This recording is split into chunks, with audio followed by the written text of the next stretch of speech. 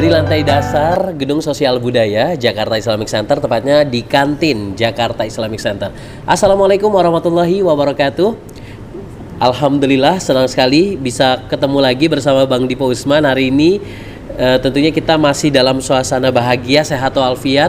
Mudah-mudahan di bulan Oktober ini kita tetap semangatnya membara, seperti Mitra JC juga membara nampaknya semangatnya, karena hari ini kita akan membahas satu tema yang amat sangat penting berkaitan dengan startup. Nah, banyak sekali persoalan-persoalan startup sebenarnya Mitra JC. Nah, kita akan bahas bersama-sama startup yang gagal. Mengapa startup itu banyak yang gagal di Indonesia? Apakah manajemen yang kurang baik atau ada masalah lainnya di dalam hal itu? Sudah hadir bersama kita ada dua narasumber yang tentunya sudah tidak asing lagi di ruang dengar Anda. Di setiap hari Rabu ada Coach Ani dan Coach Wahyu yang tentunya sudah hadir di sini. Kita akan sapa terlebih dahulu yang pertama Coach Ani. Assalamualaikum Coach Ani. Waalaikumsalam warahmatullahi wabarakatuh. Iya, apa kabar Coach Ani? Baik. Alhamdulillah, senang banget ya kita bisa ketemu lagi.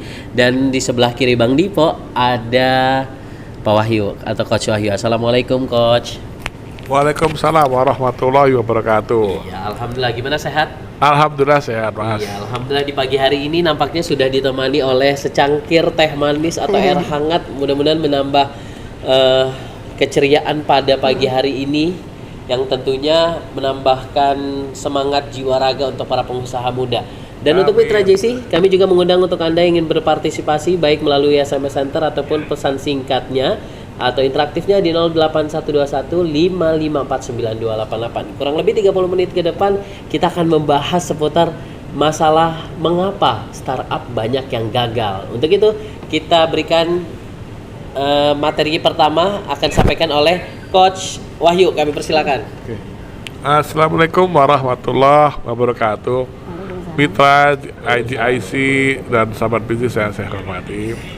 Pada saat ini kan banyak fenomena bermunculan startup baru ya. Sejak pemerintah melunakkan keran wirausaha dipermudah, jadi munculnya anak-anak muda yang berpotensi atau bercita-cita menjadi seorang entrepreneur. Di sisi lain ini bagus karena untuk saat ini data dari kami adalah Indonesia masih memiliki 3% entrepreneur dibandingkan negara-negara lain.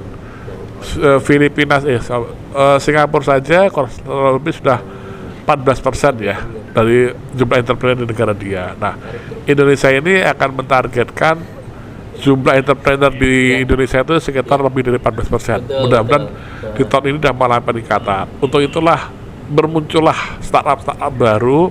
Pertama karena keran entrepreneur sudah dibuka luas oleh pemerintah. Kedua, mereka terinspirasi oleh Gojek, Bukalapak, terus Tokopedia, Traveloka yang mana mereka sudah mencapai unicorn ya. Kecuali Gojek dan Dekakon ya, dia sudah mencapai nilai di atas kalau unicorn itu 10 miliar US dollar, kalau unicorn itu di atasnya lagi. Nah, itulah memicu anak-anak muda dengan ide-ide brilian mereka berlomba-lomba membuat startup. Nah, hanya sayangnya saat ini startup muncul seperti jamur di musim hujan. Yeah. Tapi itu dia, yang tumbuh secara korporasi hanya sedikit sekali. Menurut data dari Kementerian dari Kominfo dan beberapa lembaga survei, itu hanya 2%, Mas. 2% yang benar-benar muncul dari startup menjadi korporasi. Salah satunya Gojek, Tokopedia, Bukalapak, Traveloka, seperti itu. Sisanya kemana? Rontok. Ada rontok di tahun pertama, ada rontok baru sebatas ide, ada rontok tahun kedua, tahun ketiga, dan seterusnya. Ini kenapa bisa terjadi? Nah, setelah kita coba analisis perkembangan itu, ironisnya banyak sekali penyebab startup berguguran. Pertama, mereka minim riset, Mas. Minim riset. Jadi mereka itu sekedar bermain ide tanpa melihat dari apakah ide dan diterima oleh pasar atau tidak, seberapa besar kebutuhan masyarakat, kebutuhan pasar terhadap gagasan dia, mereka buat, akhirnya hancur. Nah, nanti nggak tumbuh. Mereka kurangnya riset, itu riset yang mendalam. Dan banyak lagi, antara kurangnya kesiapan si ownernya, pendirinya. Mereka berani tapi nggak ada persiapan yang matang. Itu. Kemudian banyak lagi kesiapan, mungkin dana juga ya, minimnya dana. Dana mungkin bisa diatasi oleh investor ya, kalau dia bisa membuat ide dia bagus, ide dia bisa spektakuler, mungkin investor juga akan melirik ya. Yang pertama itu nimnya riset, kedua ide dia itu belum menjawab kebutuhan pasar. Jadi dia belum memberikan solusi untuk pasar saat ini, problemnya apa, itu kurang lebih. Mungkin Bu Ani nambahkan, beliau juga praktisi startup ya. Iya. Nah, silakan Bu Ani untuk bisa menambahkan. Ya, makasih. Jadi kenapa rontok ya itu tadi, karena mereka itu banyak yang idealismenya bagus, cuman ya itu kurang ditunjang oleh tidak menjawab kebutuhan pasar itu loh. Jadi sebenarnya kan sebuah bisnis itu intinya kan gini ya, kan kita ini tidak bisa dikatakan bisnis kalau tidak ada pelanggan, ya kan? Kalau tidak ada pelanggan, nah pelanggan ini siapa? Ya pasar itulah. Jadi kalau meskipun idenya sangat bagus, tapi kalau pasar belum membutuhkan dan atau belum siap ya untuk menerima ide itu, ya nanti berarti nggak punya pelanggan. Kalau nggak punya pelanggan, ya bagaimana bisnis akan bisa maju gitu, akan bisa berkembang, pasti akan mati. Iya. Jadi kuncinya adalah ciptakan bisnis yang dibutuhkan, yang menjawab kebutuhan gitu ya, menjawab kebutuhan pasar. Itu sih kuncinya sebenarnya. Problem ya. Menjawab problem. Iya, jadi permasalahannya apa? Oh, masyarakat itu kalau dulu misalnya seperti Gojek gitu ya. Banyak orang itu butuh kendaraan transportasi yang bisa menjangkau tempat-tempat yang terpencil yang tidak bisa dijangkau oleh kendaraan umum lainnya, misalnya bis dan sebagainya, kan hanya di trayek-trayek tertentu. Mereka butuh kalau misalkan di gang-gang gimana ya gitu. Kalau manggil ojek di pangkalan itu pun juga ojeknya kan ada di pangkalan. Sehingga berdasarkan kebutuhan itu diciptakanlah atau dibuatlah sebuah ide baru berupa ojek yang bisa dipanggil gitu loh, suatu waktu dengan tarif yang juga bisa lebih murah. Nah, itu kan berarti kan menjawab problem gitu loh. Kalau menjawab problem, jadi ada social impact-nya itu.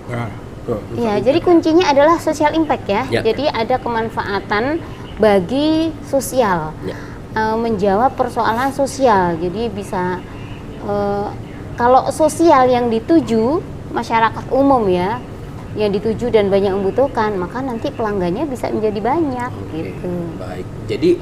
Jadi persoalannya sebenarnya banyak ya. Salah satu hal yang sering terjadi akhirnya startup itu gagal yaitu karena minim riset juga gitu. Dan kedua, dan startup ini bisa menjadi satu kelebihan juga ya. Maksudnya dapat menjawab persoalan-persoalan yang ada masyarakat kita. Kuncinya memang ada di ini. Biasanya kan untuk para startup itu kalau untuk berdiri sendiri itu kalau enggak dananya kuat itu kan butuh investor. Ya. Investor itu sebenarnya kuncinya apa? Salah satunya ternyata yang mereka inginkan adalah social impact-nya. Social impact. Ya, social impact-nya bagaimana? Kalau ternyata dia itu minim di social impact-nya, investor meskipun ide itu bagus, investor kurang tertarik ternyata. Gitu. Itu berdasarkan yang kami lihat sendiri ya. Itu kayak gini contohnya Mas. Contoh Gojek ya. Gojek itu bagus sisi ide dan social impact-nya. Artinya dengan adanya Gojek itu banyak tenaga kerja terserap oleh pasar. Ya kan? Bahkan Gojek ini satu-satunya yang bisa menyerap lapangan kerja terbanyak. Bahkan pemerintah pun nggak mampu. Hebatnya Gojek ini. Jadi satu-satu saat ini yang menyerap apa ya? Menyerap tenaga kerja paling besar dibandingkan industri lain. Bahkan pemerintah pun nggak mampu menyerap itu gitu. Itu artinya gini, dia berdampak luas itu. Jadi membuka lapangan kerja yang lebih banyak lagi untuk orang-orang. Cukup dia punya motor, aplikasi udah bisa kerja. Itu ya artinya memiliki social impact itu. Iya. Artinya kalau misalnya kita bicara tentang banyak sekali startup yang gagal dalam hal ini, karena memang ya lagi-lagi persaingan itu kan amat sangat sangat berpengaruh. Betul. Mungkin gara-gara persaingan juga akhirnya ini Iya. perusahaan-perusahaan yang kecil ini tidak berkembang. Iya. Nah, kira-kira apa sih yang dia lakukan ketika itu tuh gagal? Apakah dijualkah atau sebenarnya bisa nggak dioptimalisasi sehingga startup ini akan tumbuh dan kembang lagi? Ada contoh-contohnya nggak? Kayak kisah semacam itu. Ya. Jadi kalaupun kalau dia sudah gagal, kemudian biasanya sih terus ganti ini. Kan sebelum mereka menjadi korporasi, ya biasanya kan gagal sebelum menjadi korporasi. Ada juga sudah menjadi korporasi tapi kemudian gagal gitu. Nah, kalaupun gagal itu sebenarnya masih bisa difungsikan ke yang lain, tapi ubah konsep biasanya. Udah ubah konsep, tapi itu juga kalau rubah konsep kan berarti rubah semuanya ya, rebranding juga ya. Nah itu pasti butuh effort yang besar pula. Biasanya orang lebih memilih kalau emang sudah parah ya, artinya sudah sulit diselamatkan, orang biasanya memilih untuk membuat lagi aja yang baru gitu. Biasanya begitu. Tapi kalau memang masih ada energi untuk memperbaiki diri juga nggak apa-apa gitu. Kegagalan di sini macam-macam Mas tingkatannya Mas. Ada yang gagal di tahun pertama, ada yang gagal pada saat pendanaan pertama. Pendanaan itu macam-macam ya, ada seed, kemudian pre-seed, terus pendanaan A, B dan seterusnya. Nanti kita bahas lebih lanjut. Nah ini macam-macam. Bahkan Indonesia itu ada yang udah mendapatkan pendanaan besar, udah masuk terkenal, itu akhirnya harus mengalami kesulitan juga. Contohnya ini perlu nyebut merek nggak? Nggak usah. Gak usah. Kalau yang gagal jangan, kalau yang berhasil iya. Contohnya gini, contohnya co-working ya dari luar negeri itu udah diinvestor oleh banyak perusahaan tuh, bahkan SoftBank pun juga investasi ke situ. Pada akhirnya juga nggak bertahan di kebutuhan pasar, dia harus menyerah pada pasar itu. Kemudian juga Indonesia ini waktu dulu terkenal satu alat pendeteksi gula darah kalau salah ya. Gula darah itu ditemukan oleh seorang mahasiswa kedokteran, ditantang oleh profesornya. Kalau you bisa menciptakan ini, lu gini lah, oke, ditantang. Alat pendeteksinya itu instan gitu loh. Instan. Jadi nggak yang tes darah yang kayak yang di lab ribet gitu, enggak. Akhirnya diciptakan, berhasil sampai akhirnya mendapatkan pendanaan tuh, investor pada mau menginvest ke perusahaan dia kan, sampai udah tinggi. Ada dokter yang coba mengadakan penelitian, bener nggak alat dia akurat atau tidak. Dia tes dengan cara manual, loh jauh terpaut angkanya. Nah akhirnya meragukan alat ini. Udah akhirnya sampai sekarang pasar setelah diceritakan seperti itu, pasar nggak percaya lagi. Ironisnya ownernya ini masuk penjara karena dianggap jadi dituntut penipuan. Ya, jadi harus penipuan massal. Jadi harus hati-hati ya di sini ya. Jadi kayak bahasa, alhamdulillah kita ada 5 startup yang masuk ke unicorn ya. Gojek, Bukalapak, Traveloka, Tokopedia. Satu lagi apa ya? Shopee Bukan. Oh, Shopee punya luar negeri ya? Luar negeri. Gojek, Bukalapak, Traveloka, bukan, Tokopedia. Saya kalau satu dulu pasti lupa tuh. Itu alhamdulillah tuh dari Indonesia semua tuh. Dari Indonesia, dari antara dari 1 sampai 10 tuh 4 atau 5 dari Indonesia di Asia Tenggara. Itu alhamdulillah hebatnya Indonesia di situ. Jadi pasar Indonesia sebenarnya luar biasa ya? Luar biasa, sebenarnya luar biasa sekali. Karena kita ini kan negara yang berkembang ya, dan sebenarnya pertumbuhan ekonomi kita ini kan cukup bagus ya. Nah, itu makanya juga kebijakan pemerintah yang melonggarkan kita untuk berwirausaha itu juga menjadi sebuah pemicu ya yang positif itu untuk masyarakat menjadi kreatif gitu loh. Nah, saking kreatifnya jadi apa aja itu banyak yang ada di Indonesia gitu loh. Cuman ya itu ternyata emang masih membutuhkan hal-hal yang lain lah di luar hal yang sudah ada itu supaya nanti bisa eksis gitu. Salah satunya itu tadi social impact-nya. Kompetisinya. Kompetisi startup juga mulai banyak sekarang. Iya betul. Di sponsor yang bermacam-macam. Tapi semakin banyak juga semakin bukan pesimis juga ya, artinya betul-betul persaingannya harus lebih ketat lagi gitu.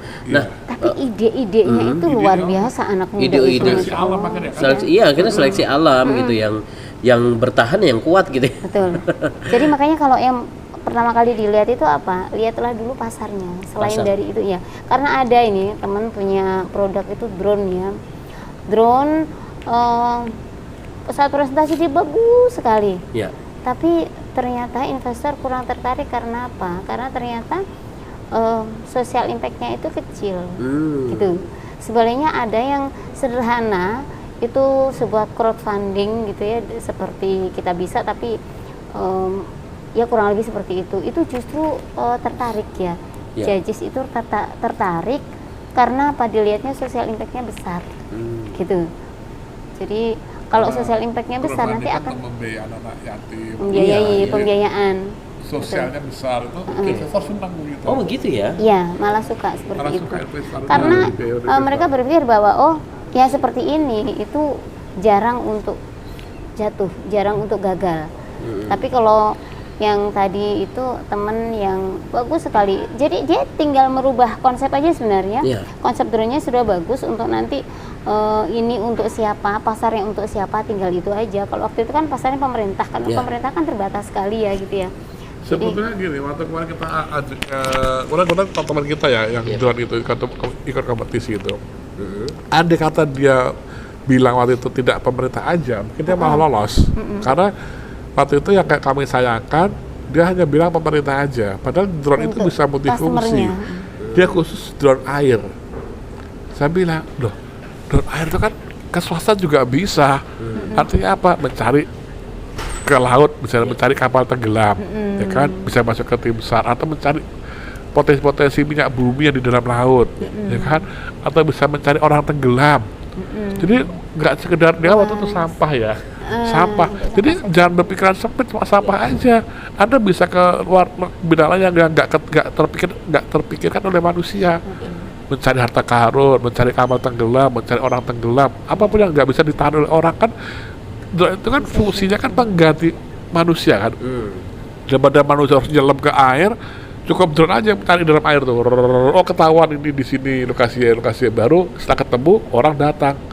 Daripada orang langsung kan risiko besar di nyawa, risiko biaya juga lebih besar kan dengan orang. Kalau dan cukup, jadi mewakili menggantikan orang sebenarnya drone itu, begitu. Tapi saya kira kalau itu nanti misalkan dia benar-benar menjadikannya sebuah bisnis dan untuk pasarnya itu benar-benar dia garap dengan benar ya, pasarnya lebih luas, itu saya kira dia akan sangat bagus nanti. Dan tahu nggak, dia itu masih mahasiswa loh. Masih mahasiswa. Belum lulus dari kuliah yang bikin drone itu. Drone bawah. Drone air. Jadi begini Mas, drone itu ada dua Mas. Drone udara sama air. Dia drone air. Keren tuh. Jadi Masya Allah, masih mahasiswa semester berapa? Semester 5 apa berapa tuh kalau nggak salah. Udah sekeren itu gitu loh idenya. Makanya anak-anak Indonesia ini luar biasa. Kalau lihat ada anak-anak yang tawuran-tawuran itu, saya pikir sayang sekali hari-harinya untuk tawuran. Ada juga tempat kita ya, dia punya bisnis drone juga itu, tapi drone udara dia. Itu bagus, dia buat itu, dia kuliah di Inggris, di sana dia ini cerdasnya dia, anaknya cerdas sih. Dia di Inggris itu nggak sekedar kuliah Mas, dia berbisnis. Dia kolaborasi sama orang sana, membuat perusahaan di Inggris. Nah dia membuat perusahaan di sana. Setelah jadi, baru dia ke Indonesia. Dikembangkan di Indonesia. Statusnya PMA. Iya. Orang jadi, lebih trust. Head office-nya itu ada di Inggris. Iya, orang lebih trust. Oh ini produk Inggris, padahal orang Indonesia juga. Iya. Itu yang kesalahan dia. Di situ dia kembangkan. Dia bagusnya apa? Drone khusus udara itu sampai merambah ke swasta, ke perminyakan, ke mencari tambang-tambang, potensi-potensi. Ada sensor kan, pertanahan, hutan seperti itu. Peluang bisnis semacam ini sebenarnya terbuka bebas dan tinggal bagaimana cara untuk bisa memasarkan. Nah itu makanya pentingnya riset tuh di situ gitu ya. Mungkin ini pertanyaan terakhir nih sebelum kita tutup nih Bu Ani atau Coach Wahyu nih. Sebenarnya kalau kita pengen mau meriset, itu baiknya apakah di awal-awal atau di pertengahan untuk kita bisa menciptakan startup kita tuh baik gitu, atau memang dari awal, tengah, apa akhir gitu, atau gimana coba bisa? Tiga-tiganya. Oh tiga-tiganya. awal pada saat kita mau buat produk supaya kita menghindari risiko-risiko yang kita harapkan, biaya-biaya yang kita keluar, investasi yang kita keluarkan itu nggak sia-sia di awal sebelum produk diluncurkan, tengah-tengah atau mengevaluasi untuk melihat sejauh ini kira-kira gimana produk kita dan jalan sesuai dengan harapan belum, respon pasar gimana. Setelah itu paskanya itu tapi bukan di akhir ya. bukan di akhir. Jadi masih Kepuasan tengah pelanggan, kepuasan pelanggan, Tengah juga sih, input-input. Karena kalau kita bilang di akhir berarti bisnisnya sudah selesai. Iya, Kalau begitu, sebenarnya ide-ide Indonesia itu brilian dalam startup berbisnis itu. Ya. Iya, artinya itu pentingnya kenapa riset ya, jangan sampai nanti karena banyak sekali Bang Dipo aja cari startup yang gagal itu puluhan bahkan ratusan kalau kita bahkan bisa ribuan gitu ya kalau kita hitung dari skala nasional gitu ya, artinya ini Hubungan antara startup sama korporasi itu sama-sama menguntungkan sih, sama-sama simbiosis menguntungkan. Artinya gini, korporasi daripada dia investasi model nggak jelas kepada bidang bisnis baru, dia mendingan investasi ke startup. Ya kan? Pertama masih kecil, risikonya itu nggak sebesar pada saat dia buat perusahaan besar gitu. Terus kedua nanti kan kalau udah ide itu masih ide anak-anak kan, dia masih mau dibayar murah lah dibandingkan kalau dia benar-benar kalau oleh orang yang udah profesional. Dia lihat kebanggaan aja, dia investasi di situ, kita lihat perkembangan startupnya gimana. Kalau udah ada menjanjikan besar, ya kita beli sahamnya seperti itu. Itu buat korporasi. Bang Dipo sih ngebayangin ya kalau misalnya startup yang di riset, artinya dia tuh kayak memiliki kayak semacam legal gitu ya. Artinya dia punya data dan itu bisa meyakinkan juga bagi investor-investor untuk bisa lebih banyak yang berinvestasi kepada startup tersebut. Mungkin Coach Ani terakhir sebagai kesimpulan boleh disampaikan kepada mitra JC mengenai tema kita hari ini, mengenai mengapa startup banyak yang gagal. Iya. Jadi mengapa banyak startup yang gagal itu biasanya karena penerawangan di awalnya itu yang kurang ya. Karena banyak di antara mereka itu yang memiliki ide brilian tetapi kurang ditunjang dari sisi risetnya. Sehingga nanti seberapa meskipun manfaatnya besar, kalau besarnya itu tidak banyak yang memanfaatkan, maka nanti akan terbatas gitu loh. Karena itu akan sangat bagus kalau startup itu di awal berdirinya itu selain ide yang bagus itu, tapi juga ide itu harus menjawab problema masyarakat dan masyarakat itu luas sehingga dia menjadi solusi. Nah kalau udah menjadi solusi maka itu nanti social impact-nya akan besar, ya kan? Dan nanti kalau itu terjadi maka insya Allah nanti akan bertahan dan semakin berkembang. Iya, kuncinya adalah riset sebenarnya. Iya, riset lebih. Iya, karena dengan kita riset artinya meminimalisir resiko dan kita juga tidak bisa menjanjikan gitu ya Bu Ani ya, dengan kita riset itu sudah dipastikan tidak gagal, belum tentu. Yang pasti kita bisa meminimalisir resiko-resiko yang ada ya, nanti bisa memprediksi juga ke depan seperti apa. Karena kan kesuksesan itu kan sebenarnya kita percaya bahwa Allah yang menentukan, tapi lagi-lagi bahwa dengan adanya riset gitu ya, sebelum serta pasca serta evaluasi ini dapat memberikan efek positif juga bagi startup tersebut sehingga startup itu bisa berkembang lebih baik lagi. Ya, udah banyak contoh ya di Indonesia tadi udah contoh 5 itu pasti tidak jauh dari riset. Oke, gitu aja Coach Wahyu, Coach Ani, terima kasih banyak sudah bergabung hari ini. Luar biasa, semangat pagi mitra GIC, mudah-mudahan terus membara juga bagi Anda terutama yang ingin berwirausaha, yang ingin menggunakan startup. Jangan lupa juga untuk ada lagi sebenarnya yang terakhir nih, silakan. Ada lagi yang perlu ditambahkan selain tadi sampaikan Bu Ani, yaitu kemampuan manajemen si personilnya. Kemampuan manajemen personilnya itu tidak penting. Kemudian tim yang solid ya, karena begini, startup itu yang kami amati rata-rata mereka kampak di awal-awal. Setelah jalan ada aja perseteruan. Ya ibarat karena grup band gitu loh. Kalau nggak solid kan gimana mau jadi suatu grup yang bagus gitu loh. Ada aja misalnya sama-sama idealis, satu pengen jadi saham mayoritas, satu enggak, satu pengen jadi CEO, satu yang pengen jadi CEO, kan repot karena itu harus ada turunkan ego masing-masing. Kedua itu, ketiga ini apa yang nggak bisa anak-anak milenial dapat ya, pengalaman Mas. Pengalaman itu sulit mereka dapat karena pengalaman itu terkait dengan jam terbang.